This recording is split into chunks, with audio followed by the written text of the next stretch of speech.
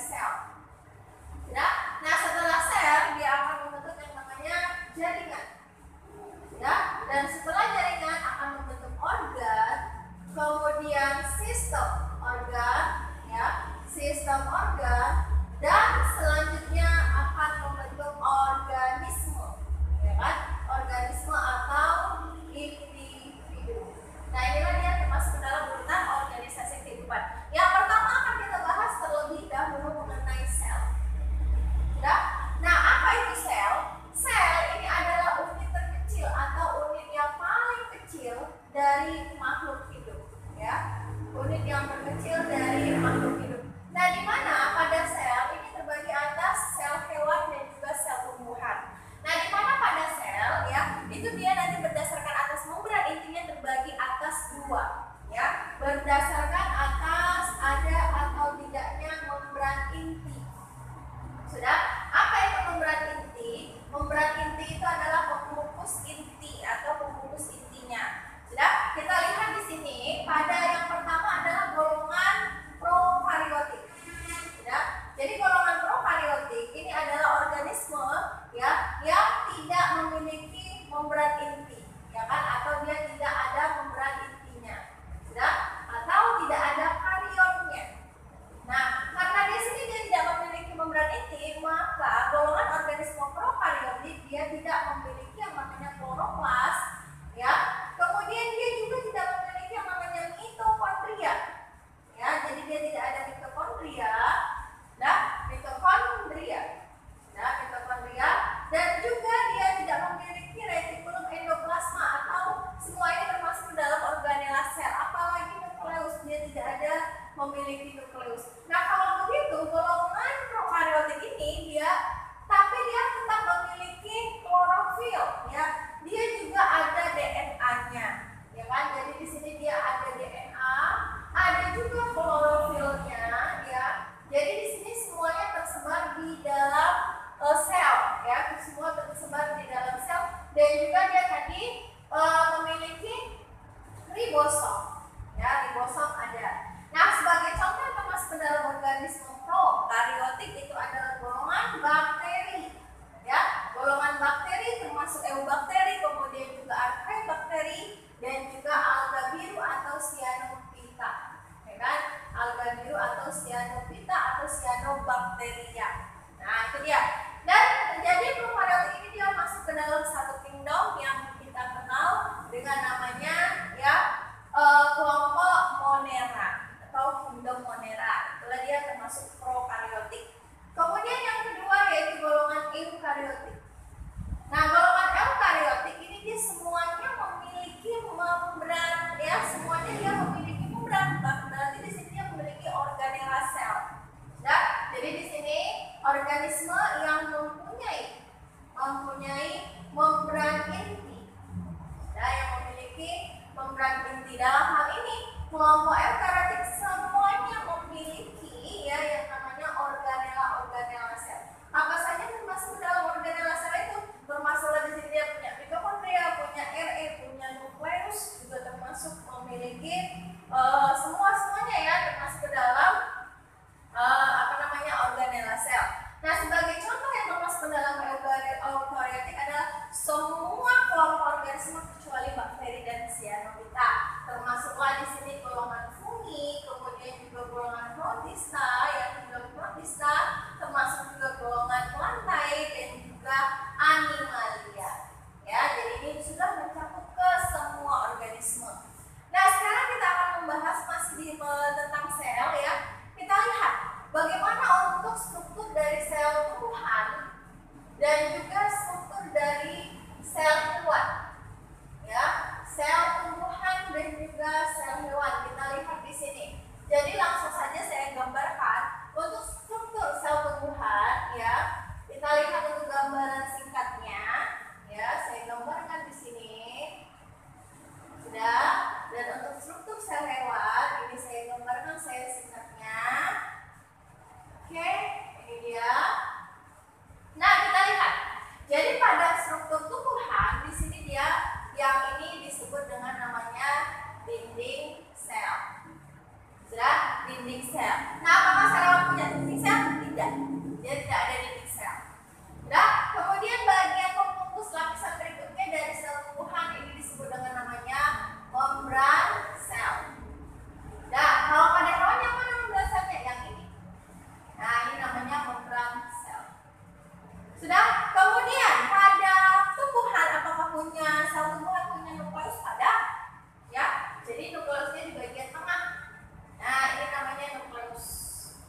dari sel tumbuhan. Kalau yang ini nukleus dari sel hewan. Apakah sel tumbuhan punya yang di dekat dari nukleus? Ya, yang di dekat nukleus ini namanya retikulum endoplasma. Ya, apakah sel hewan punya retikulum endoplasma? Ada? Ya, ada. Nah, jadi ini namanya retikulum endoplasma atau biasa kita singkat dengan namanya RE. Ya, endoplasma. Nah, di mana kalau RE ini yang kasar? Ya, kenapa yang kasar? Karena di sini biasanya terdapat banyak ribosom. Sudah dilanjutkan dengan RE halus atau retikulum endoplasma yang halus. Ya, kenapa di sini disebut RE halus? Karena dia tidak ada ribosom. Nah, jadi di sini demikian juga pada tumbuhan. Ada nanti dia punya retikulum endoplasma yang kasar karena di situ dia menempel ribosom dan di sini dia ada RE halus. Nah, ini dia. Sudah? Nah, sekarang kita lihat lagi. Ya kan, kita lihat lagi. Selain itu di sini juga ya terdapat di sini badan Golgi. Nah, ini badan Golgi. Apakah sel hewan punya badan Golgi? Ada. Ya, sel hewan juga memiliki badan Golgi. Nah, ini dia badan Golgi. Jadi sama-sama ada badan Golgi. Sudah? Selanjutnya kita lihat bagian yang besar ya, cukup besar pada bagian dari tumbuhan ini ya, hampir mengisi sebagiannya. Nah, inilah yang disebut dengan namanya vakuola. Oke, vakuola. Apakah sel hewan punya vakuola? Tidak. Nah, sebagai penggantinya pada sel hewan memiliki yang namanya lisosom. Jadi sebagai pengganti vakuola ya, sel hewan memiliki yang namanya lisosom. Kemudian kita lihat lagi pada bagian sel hewan. Sudah? Nah, sel hewan ini bagian yang memiliki bagian yang berbentuk sebagai kerangka sel ya. Nah, ini disebut dengan namanya sentriol atau nama lainnya adalah sentrosom. Apakah sel tumbuhan punya? Tidak. Ya, tidak ada sentriol atau sentrosom. Kemudian kita lihat pada sel tumbuhan. Nah, dia memiliki bentuk seperti ini. Hewan juga ada.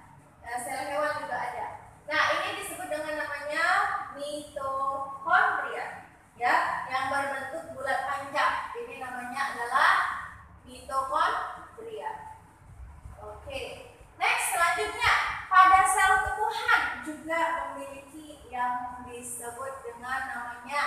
Nah, ini juga berbentuk agak panjang tapi sedikit melengkung yang berfungsi sebagai tempat fotosintesis. Apa namanya? Iya, namanya adalah kloroplas. Oke. Apakah sel hewan tidak ada? Ada punya kloroplas? Tidak ada. Nah, kalau begitu apa sih perbedaan antara sel hewan dan sel tumbuhan? Nah, jadi kalau pada sel tumbuhan ya, yang dimiliki khusus hanya sel tumbuhan saja. Yang pertama tadi adalah dinding sel. Yang kedua apa? Yang kedua tadi adalah kloroplas, dan yang ketiga adalah vakuola. Nah, ini sebagian organel sel yang hanya dimiliki oleh sel tumbuhan. Sementara yang dimiliki oleh sel hewan, yang hanya dimiliki oleh sel hewan apa saja? Nah, sel hewan hanya memiliki yang namanya tadi apa? Iya, lisosom. Yang kedua apa? Iya, yang kedua adalah sentriol ya, atau sentrosom. Nah, selebihnya bagaimana? Selebihnya mitokondria sama-sama ada, nukleus sama-sama ada, membran sel sama-sama ada, ya kan? Kemudian juga ribosom, satu lagi ketinggalan tadi, ribosom juga sama-sama ada. Jadi ribosom ini tersebar di dalam sitoplasma, ada juga yang menempel pada retikulum endoplasma kasar, ya kan? Jadi sama juga dengan pada sel hewan, juga ada nanti tersebar yang namanya ribosom, dan juga ada yang menempel pada retikulum endoplasma kasar. Baik, sekarang akan kita bahas mengenai fungsi dari masing-masing organela ini ya. Yang pertama di sini kita lihat ya, untuk fungsi ya, fungsi dari organela. Oke, yang pertama kita lihat di sini fungsi dari mitokondria. Yang mana dari mitokondria? Oke, ini dia mitokondria ya.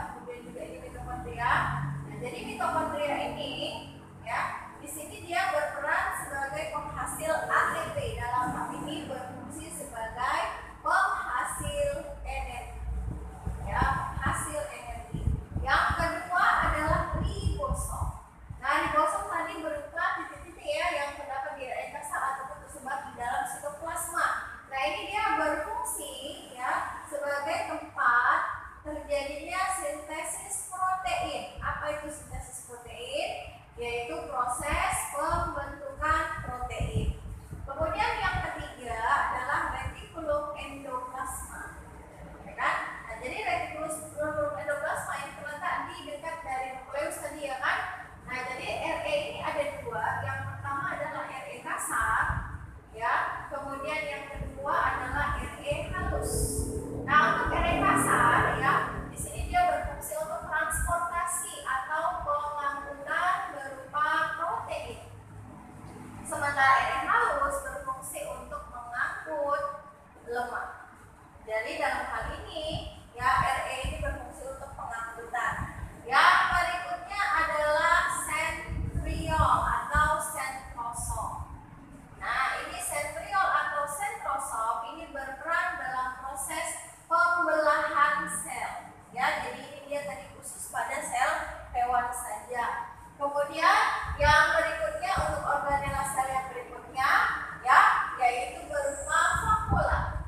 Nah, vakuola tadi dimiliki hanya pada sel tumbuhan saja, ya kan? Vakuola pada sel tumbuhan saja, dan di sini dia fungsinya yaitu tempat menyimpan cadangan makanan. Ya, tempat menyimpan cadangan makanan. Oke, nah kenapa di sini dia sel ini bersifat tetap? Karena adanya dinding sel, ya. Jadi dinding sel terdapat pada bagian paling luar dari tumbuhan sehingga bentuk sel tumbuhan itu dia tetap. Sudah? Jadi fungsi dari dinding sel yang bagian paling luar, ya, sudah pasti dia berperan sebagai pelindung, ya, pelindung isi sel yang ada di dalamnya. Nah, kemudian yang bagian luar dari sel berikutnya adalah membran sel, ya. Lapisan kedua dari sel itu adalah berupa membran sel dimiliki oleh sel hewan maupun sel tumbuhan, juga sama berperan sebagai pelindung. Selain dia berperan sebagai pelindung, juga berperan sebagai reseptor. Apa itu reseptor? Yaitu penerima impuls atau rangsangan dari luar sel, ya kan? Dan yang berikutnya yaitu berupa nukleus. Nah, nukleus tadi terdapat di bagian tengah dari sel, di mana nukleus ini dia berfungsi sebagai pusat aktivitas atau kegiatan sel, ya, dan juga sebagai pusat hereditas. Apa itu hereditas? Jadi hereditas ini adalah keturunan. Kenapa? Karena pada nukleus di sini terdapat DNA, ya, sebagai pusat hereditas membawa sifat. Berarti di sini juga terdapat yang namanya kromosom sebagai pembawa sifat. Dan yang berikutnya tadi yang belum kita letakkan adalah kloroplas.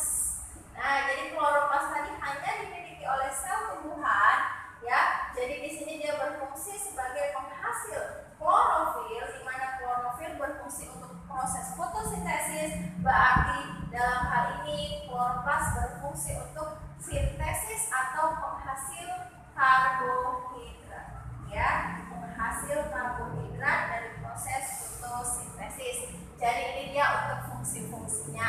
Sekarang kita lihat untuk organisasi kehidupan yang kedua, ya. Yang kedua adalah berupa jaringan. Sudah, yaitu mengenai jaringan. Apa itu jaringan? Jaringan ini adalah kumpulan dari sel, ya, kumpulan sel yang memiliki bentuk dan fungsi yang sama, ya, yang mempunyai bentuk dan fungsi yang sama. Ini disebut dengan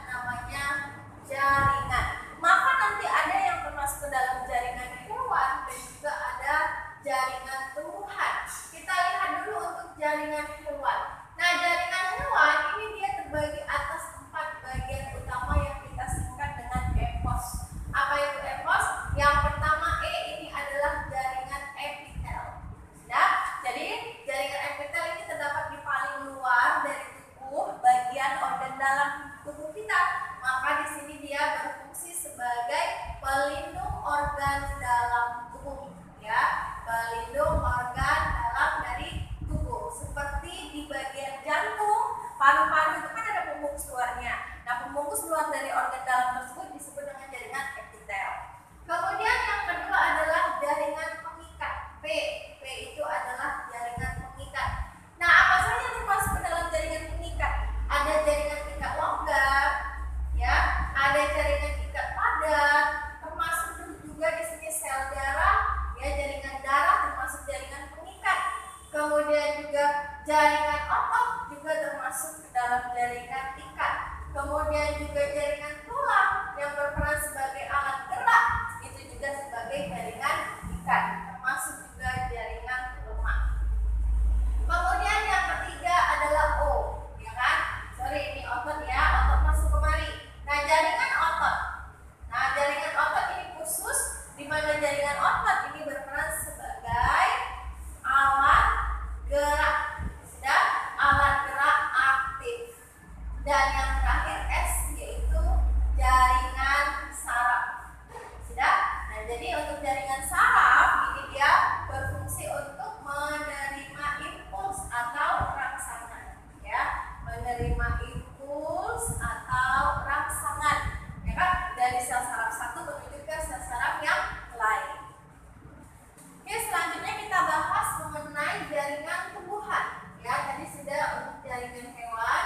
Selanjutnya kita lihat untuk jaringan tumbuhan. Nah, jaringan tumbuhan ini dia tadi ada dua. Yang pertama adalah jaringan embrional atau disebut juga dengan jaringan meristem. Ya, jadi jaringan meristem pada tumbuhan ini dia jaringan yang aktif membelah. Ya, kenapa? Karena jaringan ini terdapat di bagian tanaman yang masih muda seperti bagian tunas dan juga ujung akar. Kemudian yang kedua adalah jaringan dewasa. Nah, jadi jaringan dewasa ini terbagi lagi atas beberapa macam jaringan. Jadi yang pertama di sini ada jaringan epidermis, ya. Jadi jaringan epidermis pada tumbuhan terdapat di bagian lapisan paling luar, itu dia berperan sebagai pelindung, ya, melindungi di dalamnya. Kemudian yang kedua ada jaringan pengangkut. Nah, jaringan pengangkut ini ada dua, yaitu silem, ya kan, atau pembuluh kayu, dan yang berikut adalah phloem atau pembuluh tapis. Nah, jadi kalau untuk silem ini dia mengangkut air dan juga garam mineral dari dalam tanah, ya, garam mineral. Sementara kalau untuk phloem ini mengangkut hasil fotosintesis. Dari mana hasil fotosintesis? Iya, benar, dari daun ke seluruh tubuh tanaman. Sudah? Yang berikutnya adalah jaringan penguat atau penunjang. Nah, jadi jaringan penguat atau penunjang ini ada dua, ya. Yang pertama adalah jaringan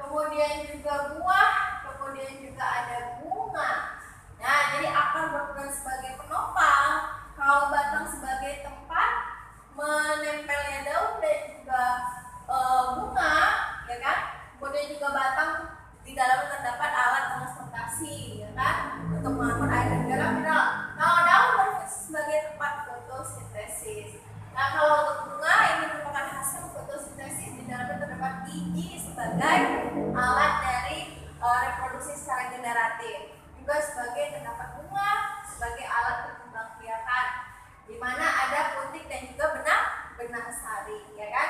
Ini pada tumbuhan. Nah, kalau pada hewan, ya apa saja organnya? Nah, itu sudah pasti ada organ luar seperti mata, telinga, hidung, ya kan? Dan juga ada organ dalam seperti jantung, kemudian juga hati, kemudian juga paru-paru. Nah, ini termasuk ke dalam organ dalam. Nah, kumpulan dari organ maka dia akan membentuk yang namanya sistem organ. Nah, di mana ada sistem organ, ya kita lihat apa saja yang terdapat ke dalam sistem organ. Yang pertama ada itu nanti sistem gerak. Nah, sistem gerak ini melibatkan tulang dan juga otot, ya kan? Tulang dan juga otot. Kemudian juga ada sistem pencernaan, ya. Sistem pencernaan ini apa saja? Nah, sistem pencernaan terdiri atas organ mulut, kemudian juga kerongkongan, ya, mulut, kerongkongan, kemudian juga lambung, ya, kemudian juga termasuk usus ya, dan yang terakhir adalah anus. Kemudian yang ketiga ada sistem ekspresi, ya, atau pengeluaran. Apa saja organ ekspresi? Itu ada paru-paru, hati, kemudian juga kulit, ya kan? Paru, hati, kulit, dan juga ada ginjal. Kemudian apa lagi? Ada sistem peredaran darah, ya. Sistem peredaran darah itu termasuk organ, yaitu berupa paru jantung, ya, berupa jantung, kemudian juga pembuluh darah. Nah, ini dia untuk sistem peredaran darah. Kemudian apa lagi? Ada juga untuk sistem koordinasi. Nah, sistem koordinasi ini melibatkan dari otak, ya, termasuk otak, kemudian juga susun tulang belakang. Oke. Kemudian apa lagi? Ada lagi yang termasuk ke dalam sistem hormon. Nah, jadi sistem hormon ini melibatkan organ-organ penghasil hormon, ya, seperti ginjal itu penghasil hormon, kemudian juga termasuk ke dalam pankreas juga menghasilkan hormon, dan juga banyak sistem yang lain. Nah, nantinya kumpulan dari sistem-sistem inilah dia akan membentuk satu organisme atau individu. Sekarang kita lihat untuk soal-soal, ya. Baik, sekarang kita akan membahas mengenai soal-soal pengantar. Yang pertama, jaringan pada tumbuhan yang berfungsi sebagai pertumbuhan. Nah, untuk pertumbuhan itu adalah jaringan meristem, ya. Itu dia jawabannya. Kemudian yang kedua, jaringan tumbuhan yang berfungsi sebagai pengangkut air, ya, yaitu jaringan xilem. Sementara untuk fotosintesis adalah jaringan floem. Berikutnya, jaringan yang berfungsi sebagai alat gerak pasif. Nah, untuk jaringan gerak itu adalah otot dan juga tulang. Nah, jadi jaringan otot itu alat gerak aktif dan tulang itu berperan sebagai alat gerak pasif. Sudah? Berikutnya, bagian sel yang hanya dimiliki oleh sel tumbuhan. Nah, tadi yang hanya dimiliki oleh tumbuhan adalah kloroplas, kemudian juga vakuola, dan yang berikutnya adalah dinding sel. Ya kan? Dan yang terakhir, organela sel yang berperan sebagai penghasil energi ini adalah mitokondria atau penghasil energi atau tempat respirasi. Oke, demikianlah materi yang kakak sampaikan hari ini. Semoga bermanfaat bagi kalian. Apabila ada materi yang kurang kalian pahami, bisa kalian tanyakan di ruang belajar kita. Tetap semangat, Master Ilmi, Manjada Majada. Assalamualaikum.